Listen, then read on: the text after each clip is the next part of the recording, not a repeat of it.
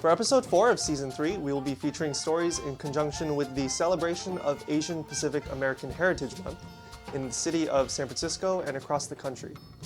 In this episode, we will be focusing on the people, places, and organizations in our community to celebrate this month.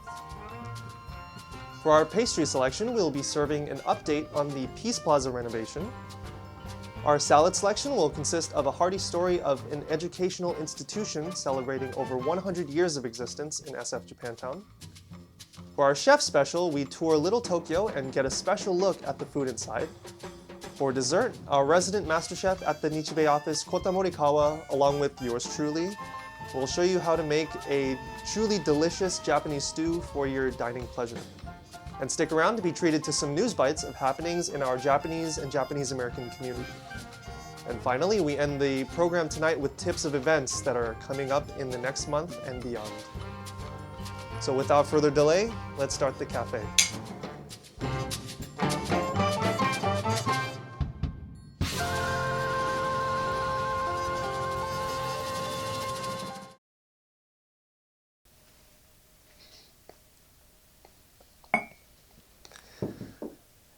Cheers.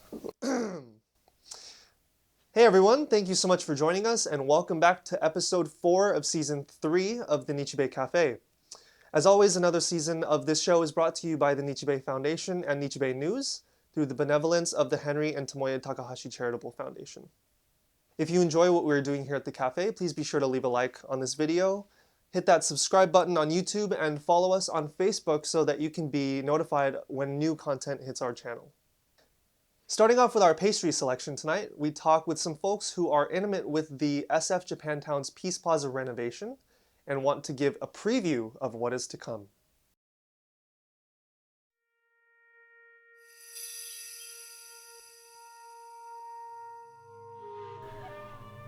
Starting in May of 2024, the San Francisco Japantown's Peace Plaza will undergo a much-needed renovation. This is a story about how this came to be. So a couple things happened to kind of get some movement with this project. One being that, so Bob Hamaguchi was trying to recruit me onto the new board of the Japantown Task Force after they had incorporated. And I told him that, I had several conditions. But one of the conditions was that I wanted the Peace Plaza to be a priority for the task force. So, of course, he's relatively new to the community at that point, but, he agreed. And then we happened to both be members of the board of the Japantown Foundation. And so I told him that, we should really approach the board about funding just seed money so that the task force can focus some of its time to see if we can get some movement on this plaza. And so, and I have to give the Japantown Foundation a lot of credit. We had zero idea whether we could get anywhere because this had been such a difficult nut to crack in this community because the plaza is under the jurisdiction of so many city departments. Nobody thought, or wanted to kind of take this on. Bob was on our board of directors for Japantown Garage Corporation, right? And then he saw the water intrusions, problems we were having with water leaks inside the garage. Yeah. And then on the outside, on Plaza, he saw all the broken tiles. He saw how neglected the plaza was looking, and he understood that this was a plaza that the community didn't want. We had no say in that space since it was initially constructed, right? And so that's just so parallel to our experience as a community, and I think we were really interested in changing that. To Rec and Park's credit, they agreed, and they acknowledged that the project needed attention. They also acknowledged that when the last project was completed and the city sued the contractor for faulty construction, the city kept that money and never put it back into the community. And they acknowledged that. And so they were willing to come forward with resources to really have a, not a, a small, low impact community process, but a really robust one. For the newly renovated Peace Plaza, Rich points out some features, old and new, we will see. Right. So during the community town hall meetings, they wanted more space, right? More space for our events and festivals, which the designer or architect met by providing a bigger space for community people gathering for the festivals and things like that. We wanted more cultural presentation of our community and Japanese American heritage, right? So including the softscapes, the landscaping, the greenery. So we have the cherry trees, we have, there's stones, but we have more landscaping than what we have today. The Peace Plaza will be under renovation for about 18 months, with a grand opening scheduled for late 2025, early 2026. I've come to love this place. When then JTF Executive Director Bob Hamaguchi and John Osaki hatched a plan to revitalize the Peace Plaza, it was deemed a pipe dream of a project which had only the slimmest chance of success. The dad did so many things that for the future of Japantown, right? To preserve a place, and especially the Peace Plaza, a gathering place, all the new layouts and all the different areas you can sit, and just a gathering place for the community, not only Japantown, but the city. I think it's amazing. You can track the progress of the Peace Plaza renovation through the project website at sfrecpark.org/1154/Japantown-Peace-Plaza-Renovation-Project. This is Greg Valoria for the Nichi Bei Cafe. Special thanks to Scott, John, and Rich for updating us on this exciting development in the SF Japantown community. It is now time for our salad. Our staff writer Tomo Hirai and producer Greg Valoria interview Shinichi Seino, the president of the board at Kinmon Gakuen. Kinmon Gakuen is celebrating over 100 years of existence and was recently honored with an Asian Pacific American Heritage Award for this milestone. Please enjoy our salad mix today.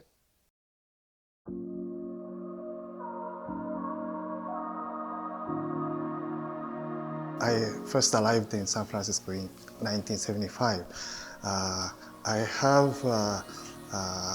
I was so surprised that the people spoke Japanese fluently in Japantown, and most of the people I heard attended to the Kinmon Gakuen. That's why people spoke Japanese so well. So I was kind of like to know what kind of school this is. So I joined the board member in 1990s. But, I had to go back to the head office in 1995. So after the retirement, and I had a chance to come back to Kinmon Gakuen since the 2017. Well, it is certainly an honor to be recognized and awarded API Heritage Award, and because we started some campaign or project to renovate whole entire building of Kinmon Gakuen, since we have not touched any occasion during the 100 years history. So we started the plan to renovate this entire building since the March of this year. Well, we have 5 courses according to the level, from beginning to the advanced course. We are teaching Japanese from the age 5 to high school level, and we like to have the basic. We like them to learn the basic Japanese skills to at least learn the hiragana and some kanjis so that they could enjoy some anime and comic by themselves. Well, I was told that the enrollment is getting having a difficulty to get the students. However, the bilingual, especially between the English and Japanese, will be so important for future, our country's futures as well. And especially this area has a high level of the STEM studies. So we like to have the those students who learn STEM can also speak Japanese as well. That's our goal.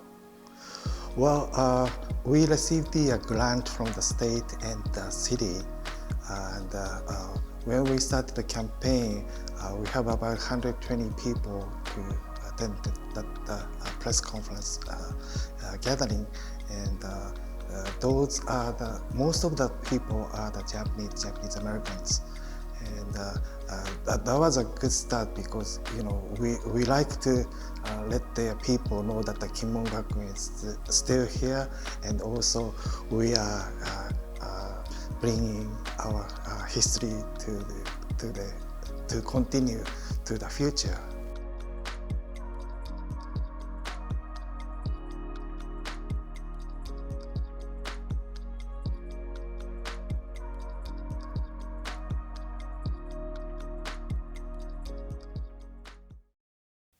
A big thank you to Seino-san for allowing us to interview him on this organization's longtime position in the SF Japantown community. All right, guys, it's time for our chef special. Our contributing writer and videographer Akira Kumamoto takes us on a food history tour of Los Angeles' Little Tokyo. Please enjoy our chef special. Itadakimasu. On May 4th, 2024, the Little Tokyo Community Council held a food history walking tour of the neighborhood. This was one of many events in an annual series called Delicious Little Tokyo, which highlights the cuisine and culture of the area. One of the tour guides, Bill Watanabe, introduced the tour by talking about the origins of Little Tokyo. Now, Little Tokyo got started in the year 1884. What happened was there was a Japanese cook on a Western American ship that had docked in San Diego. He jumped ship and in 1884 came to LA, and he started a restaurant. Now, in 1884, he was about the only Japanese person here, so it was not a Japanese restaurant. It was a Western style restaurant, but he was a cook on a ship, so he knew how to make that food. And so he opened his restaurant right across the street where Bunkado gift shop is. And within a couple of years, he was doing really well. And he sold a business for a ton of money, and he became a rich man. So Japanese in Japan and in San Francisco and Hawaii and Seattle, they all heard about Hamanosuke Sugita and the fact that he made it big in this town called Los Angeles. The first stop on the tour was Far East Cafe, which is known for its classic neon chop suey sign and was opened in 1935 by the Zhang family, who were Chinese immigrants. We're standing right in front of the Far East Cafe. If you look up, you can't read it from here, but there is a chop suey, neon chop suey sign that says chop suey on there. Anybody here happen to know what chop suey means? Chinese, Cantonese, Chinese? I didn't know myself, or somebody told me. Okay, it means cooking with whatever ingredients you happen to have. Could be leftovers, could be scraps of this or that. It was cheap, it was tasty, there was a variety of stuff. Everybody loved it. Little Tokyo by itself had 4 chop suey restaurants. This is the last remaining one on the side. But there was 3 on First Street and a 4th one on Second Street. There was 4 of them here. That's how popular it was. Now today, if you're a Chinese restaurateur, You do not want a neon sign flashing leftovers, whatever. It's like, you know, they want Mandarin this or Szechuan that kind of thing. So all the chop suey signs are pretty much gone. This may be the last one left in the country, a neon sign that still says chop suey on there. The second stop was Suehiro Cafe, which used to be the location of a sushi restaurant called Tokyo Kaikan. Suehiro Cafe closed its doors this year after their rent was raised. Now, 337 East 1st Street, that's this location. There was a restaurant here called Tokyo Kaikan back in the 1960s. Now, if you've ever had a California roll invented by the chef here in guessing around 1961. Now, there are a couple of other places that said, no, we invented the California roll. There's a restaurant in Vancouver, Canada, says they invented. I said, come on, you're Canada, what would you call it the California version? To me, I totally dismissed that. Now, there was a guy named Noritoshi Kanai. He owned Mutual Trading Company, which was a Japanese food import company, still is. And about 10 years ago, he was 90 years old, he told me that he was there with the chef in 1962. He provided the ingredients and saw him invent the California roll. So I'm going to take his word for it. The third stop was Fugetsudo Bakery Shop, which opened in 1903 and is known for its traditional Japanese confectionaries like mochi and manju. This is called Fugetsudo Confectionery Store. Sage Kito, Mr. Kito, started in 1903.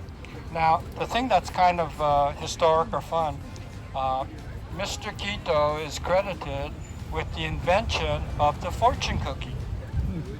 The fortune cookie is a Japanese rice cracker that's folded over, and what Mr. Kito did was he put inside a piece of paper with a Japanese haiku. How'd you know that? Now, there was, again, some contention. Who was really the first to have the fortune cookie here in America? The Smithsonian Institute, they did some research, and they found out that Mr. Kito was probably the earliest one. They came here, asked Brian, the grandson, for the mold that's used to make the fortune cookie, and it's now at the Smithsonian Museum. The fourth stop was the Little Tokyo Timeline on the corner of 1st Street and Judge John Iso Street in Los Angeles. Each line represents a decade, so this is the 1890s, 1900s, 10s, 20s, 30s, and this darker line is the 1940s, the war years. In 1890, approximately 40 Japanese in Los Angeles.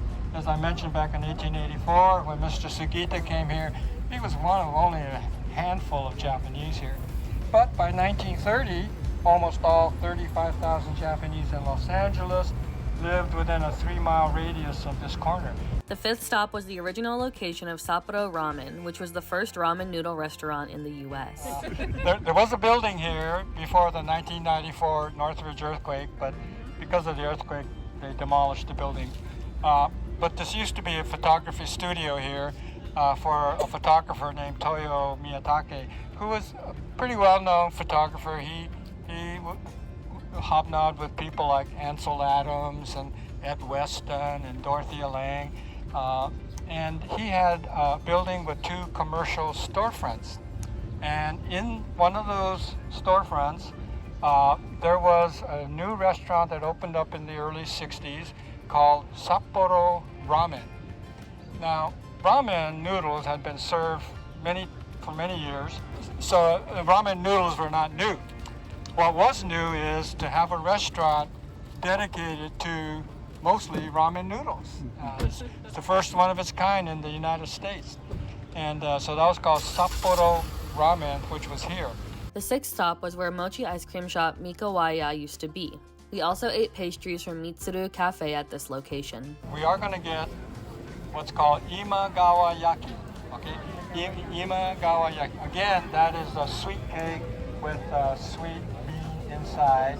But when it's made fresh, it's still warm. It's really quite good. Mikawaya sold the business Again, they made a ton of money, and so unfortunately, after 110 years, they left Little Tokyo, and it's become a corn dog place. The seventh stop was the original location of Shabu Shabu House, which the owners claimed to have been the first Shabu Shabu restaurant in the U.S. Now, the owner of this Shabu Shabu restaurant, not this one now, but the one before, he told me around 1990 that he is the first Shabu Shabu restaurant in America. And I have to think, prior to this opening up, I don't recall ever seeing another Shabu Shabu restaurant, so I tend to believe him. The eighth stop was Cafe Dolce, which opened in 2011 and is known for their Asian fusion baked goods. You're going to get a taste of Cafe Dolce pastry. I don't know what to call it. It's kind of like a donut hole with something inside, but the proprietor is a man named James Choi. He's Korean American, but he's a very active part of the Little Tokyo community. And to me, he's a good example that you don't have to be ethnic to be a part of this. You just have to appreciate the history and culture of the neighborhood and be a part of it. So he provides donuts and coffee for community meetings and that kind of thing. And so, he's become a big part of our community. He started here with his mom helped to open up the shop. He now has like 5 of these throughout LA. He's got 2 over by the USC campus. The ninth and final stop was Koraku Japanese Ramen and Grill, which was founded in 1976 and is known as the U.S.'s oldest Japanese ramen noodle restaurant still in operation. Koraku Restaurant is another ramen noodle shop. It is about to be designated as a Los Angeles City Historic Cultural Monument because it is, and it's kind of been verified, still going through the process of designation, as the oldest continuously operating ramen noodle shop in the country. Now, I pointed out on First Street was the first. That was Sapporo Ramen back in 1962. They've been in business since about 1975. That's going on about 50 years. Which is a long time for any restaurant to be in business, but they've been serving ramen noodles for a long, long time. If you've never tried ramen noodles, you may want to go here. You can go to anywhere. There's about a dozen of them right here in Little Tokyo. They have things like the Popeye ramen. What do you think Popeye ramen is? Spinach, yeah, so it's very healthy. You can give it a try. So they have all different kinds of ramen that you can have here.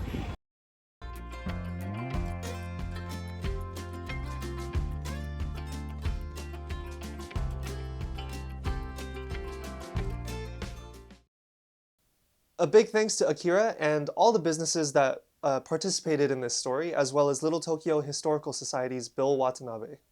In this next segment, our office chef Kota Morikawa prepares another meal with our trusty electric skillet. Niku Jaga, or Japanese beef stew, is a meal revered by men in Japan when their wife or significant other makes it for them. It's a long story, so I'm gonna just let Kota explain. Itadakimasu and enjoy.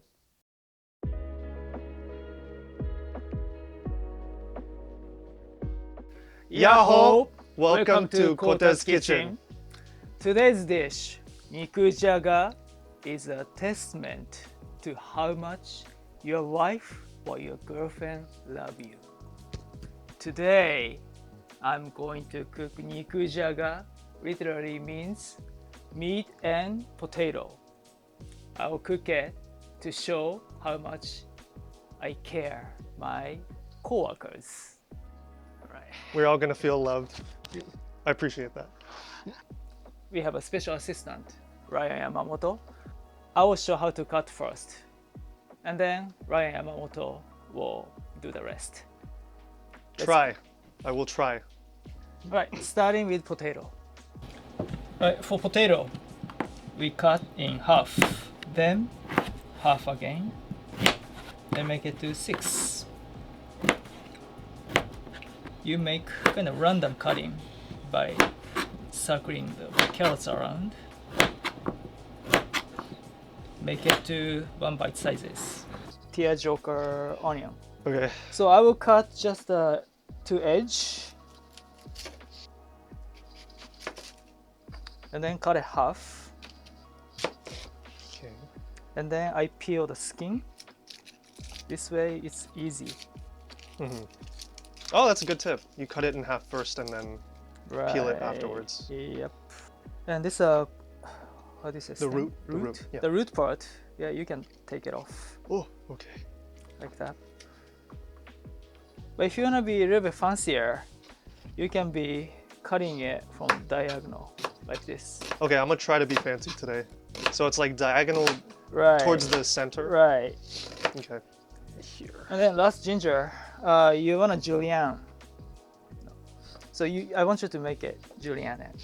What does Julienne mean? Julienne means? Julienne? Julienne. My co-host for Nichi Bei Cafe. Right. Unfortunately, I have again been written off the waiting list for Kota's Kitchen. Make it. Just thin, and then make it really thin, like this. Okay, like matchsticks? Right. Okay. All right, so while Ryan is cutting the vegetable for me, I'm going to show you the Niku Jaga stew base. 4 tablespoons of sugar, 10 tablespoons of sake. Can I ask you something real quick? No. Okay, alright, that's fine. Dashi extracted sauce. Alright, lastly, soy sauce, 8 tablespoons. So just mix it until sugar dissolves. Alright, stew base is done. And then while Ryan's still cutting, I'm Almost going done. to start cook meat first. So temperature is about 300. Oil in. Yeah, now oil is acting like a water. Alright, first meat. I would just add all in.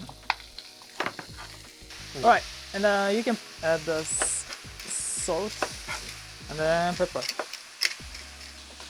So you said earlier that Yep. the so this dish, Niku Jaga, is like a testament to how much Right. your partner loves you, right? Right. So how do you understand that? Yeah, why that's right. why is it like that? They usually a survey in Japan, Yeah. usually to men. So what kind of dish, would you like your partner to cook for you? Right. And then Niku Jaga usually comes within top 3. And the reason is that since what you are doing, you have to prepare lots of vegetable. Yeah. And it takes time to cook it. So if you care your partner, it doesn't matter how much time it takes to cook one dish, right? Oh, it's nice. So if I sped through this, then I don't really love you? Is that what you're saying? So what I'm doing right now is that separating the meats. It was when I put it in, it was layered. So I have to separate it.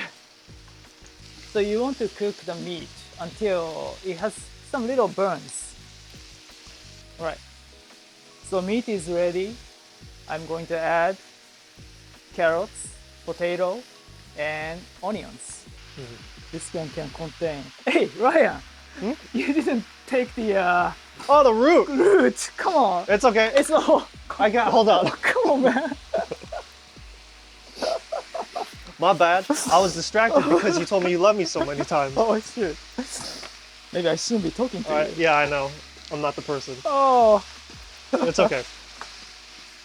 All right. So while Ryan is redeeming himself, I got you. Here. I will just mixing. Yep. Go ahead. Okay. Okay, go ahead. All right. Thank you, Ryan. Sorry. So it takes probably 3 to 5 minutes to mix all well. All right, vegetables and meats well mixed right now. I'm going to add julienne ginger, shirataki. It's a cognac noodle. All right, last part, adding stew base. And how long are we gonna let this go for? So we are going to cook this for at least 20 minutes. And heat temperature will be, I reduce it to 250. So if you're really cooking in the office, you can go back to your desk to finish up the 20 minutes task.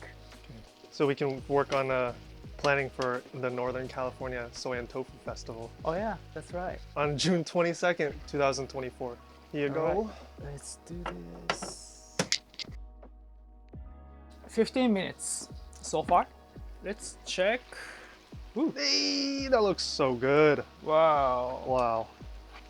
Right, so technically we have 5 minutes 5 minutes to away go. from the finishing up. So let's add something green. This sugar snap pea from my garden. So I will just peel the sinewy part, then just adding. Let's Oh, sure. do it together. All right, thanks. Colorful. It's Yep. now colorful. All right, so let's wait for another 2-3 minutes.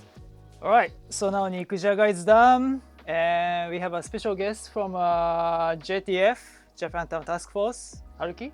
Yes. Welcome. Yeah, thank you. I'm Haruki. We are working for Japanese Japantown, Peace Plaza renovations. Nice to meet you. All right, great. Yeah, nice to have you here, man. Thank you. Thank you for coming. Ready? Yep. All right, let's see. Niku Jaga is done. Ooh. Whoa. Let's go. Lots of love from Ryan and I.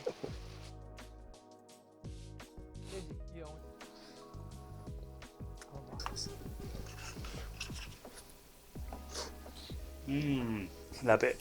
10 out of 10. Good. Yeah, I feel that you guys love. Oh, yes, awesome. I did. Awesome. I did. We put our hearts into this. 本当？よかった。よかった。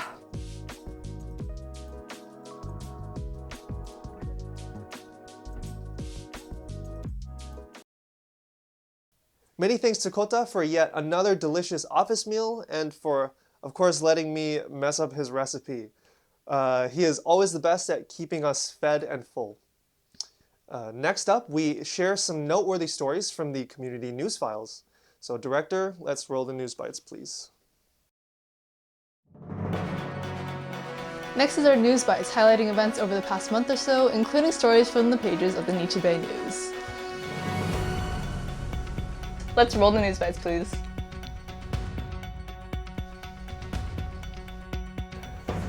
So let's roll the news bites. The news bites rolling. The Japan Coast Guard ship Kojima came into the San Francisco port for the last time, as she will be retired to local duty in Japan. The Kojima has been coming to San Francisco since 1978. Local Japantown organizations, including the Japanese Benevolent Society, Hoka Nichi Bei, and others, welcomed them as they arrived at San Francisco's Pier 30. To reciprocate, more than 200 crew and cadets welcomed the Japantown community with a reception with Japanese food on a pleasant night at the SF Pier.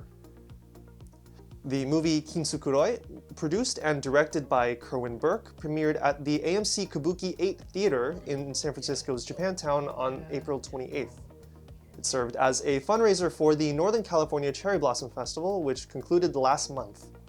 More than 500 people and 2 screenings saw the premiere. The film, chronicling the wartime incarceration of the Japanese American community, represented a true community effort, as all the cast and crew and actors gave their free time to the film. Shot in various locations throughout Northern California, including the battle and farm scene, it took over a year and a half to complete. Communities came to life in the month of April as the Nikkei Matsuri in San Jose, the Cupertino Cherry Blossom Festival, and the Northern California Cherry Blossom Festival filled the weekends in April with a bountiful harvest of Japanese culture. The Nikkei Matsuri filled the streets of San Jose's Japantown with varied elements of Japanese culture April 21st, including performances, exhibits, and foods. The Cupertino Cherry Blossom Festival, celebrating the sister city relationship with Toyokawa, Japan, featured expanded food selections and food trucks. The Northern California Cherry Blossom Festival capped off 2 full weekends in April, with the Grand Parade from City Hall to Japantown on April 21st.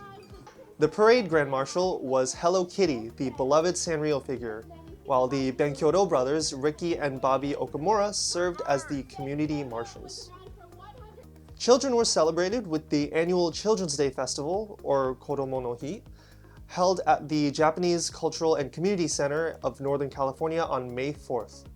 The event featured games and prizes, craft activities, face painting, bounce houses, and cultural and live stage performances for the community to enjoy. In Japan, Children's Day is celebrated every year on May 5th. The origin of Children's Day dates back to around 600 AD. While traditionally May 5th was recognized as Boys' Day in Japan, the holiday was renamed to Children's Day and was officially designated as a national holiday to honor and celebrate the health, growth, and happiness of both boys and girls, shortly after the end of World War II in 1948. The immersive theater production operating out of the Honey Art Studio at 1981 Sutter Street at Fillmore Street opened its 2-week run April 26th and closes May 26th. It seeks to transport visitors to the final night of the Eclipse Jazz Club, as Fillmore and Japantown residents groove to bebop jazz while looking toward an uncertain future with San Francisco's redevelopment on the horizon. The play has audience members step into the performance as patrons of the Eclipse while the cast performs around the bar. Sarah Kasuga, who plays Paula in the show, said that it was meaningful to play a Japanese American in a production. Kasuga, a Yonsei psychologist based in Berkeley and first princess of the 2009 Northern California Cherry Blossom Queen Court, commented that the role has given her an opportunity to reflect on her own family history in San Francisco. For more up-to-date news like this, please be sure to subscribe to the Nichi Bei News, carrying on a legacy of 125 years of community leadership through media at www.nichibei.org/subscribe.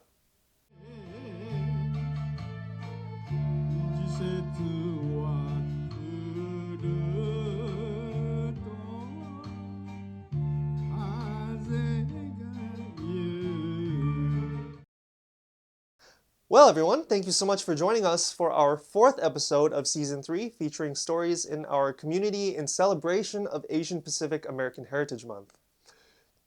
To stay in the know of more happenings in the Japanese American community, subscribe to the Nichi Bei News at www.nichibei.org/subscribe to make sure that you don't miss a single issue. At this point, we want to say a big thanks to the Henry and Tomoya Takahashi Charitable Foundation for their continued support of the Nichi Bei Cafe. We greatly appreciate our collaboration with you in finding new ways to engage with our Nikkei community. So please continue to support us by telling your friends, family, and loved ones to subscribe to our YouTube channel and follow us on Facebook so that they don't miss a single episode of our program, as well as video segments from the show and other special videos in between. So all that out the way, let's end this month's segment with tips, which will include our community calendar. Thanks again for joining us at the Nichi Bei Cafe.